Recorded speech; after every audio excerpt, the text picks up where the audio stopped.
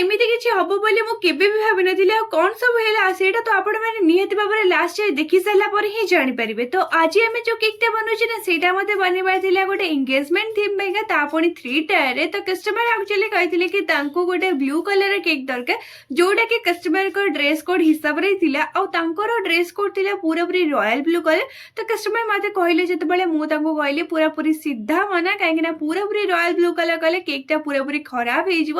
ଆଉ ତାପରେ ମୋତେ କିଛି ବି କହିବେନି। ତ କଷ୍ଟମର କହିଲେ କି ନାଇଁ ନାଇଁ ଆମକୁ ଟେଷ୍ଟରେ କିଛି ଖରାପ ଦରକାର ନାହିଁ, ତ ଆପଣ ଯେମିତି କରନ୍ତୁ କିନ୍ତୁ କେକ୍‌ଟା ଆମକୁ ଭଲ ଦେଖାଯିବା ଦରକାର, କିନ୍ତୁ ଟିକେ ବ୍ଲୁ କଲର ସେଥିରେ ରହିବା ଦରକାର।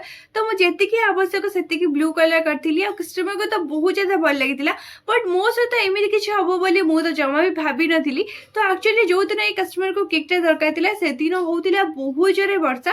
ମୁଁ ତ ଭାବିଥିଲି କି ସକାଳ 7ଟା 8ଟା ଭିତରେ ଛାଡ଼ି ହିଁ ଯିବ, ବଟ୍ ଆକ୍ଚୁଆଲି ସକାଳ 7ଟା 8ଟାରୁ ହିଁ ଟୁଇଷ୍ଟଟା ଆରମ୍ଭ ହେଲା। ମାନେ ଏତେ ଜୋରେ ବର୍ଷା, ଏତେ ଜୋରେ ଘଡ଼ଘଡ଼ି ହେଲା କି ପୁରାପୁରି କରେଣ୍ଟ ପଳେଇଲା। ଆପଣମାନେ ଦେଖିପାରୁଥିବେ ପୁରାପୁରି କରେଣ୍ଟ ପଳେଇଲା। ପାଖାପାଖି 12:30 ପାଖାପାଖି ପର୍ଯ୍ୟନ୍ତ ଆସିଲାନି। ଆଉ ସେମିତି ହିଁ ମୁଁ ପୁରାପୁରି କେକ୍‌ଟାକୁ ରଖାହେଇଥିଲା, ବାହାରେ ପୁରା ରଖାହେଇଥିଲା। କଷ୍ଟମର ନେଲା ପରେ ବି ପାଖାପାଖି 3:30ରେ କାଟିଛନ୍ତି। ଆଉ କେକ୍‌ଟା ପୁରାପୁରି କିଛି ଖରାପ ହେଇନଥିଲା। ମାନେ ଆପଣମାନେ ବିଲିଭ୍ କରିପାରୁଛନ୍ତି ଏତେ ସମୟ ସେ 8:30ରୁ ପୁରାପୁରି 3ଟା ପାଖାପାଖି ବାହାରେ ରହିଛି ଆଉ କିଛି ବି ହେଇନଥିଲା।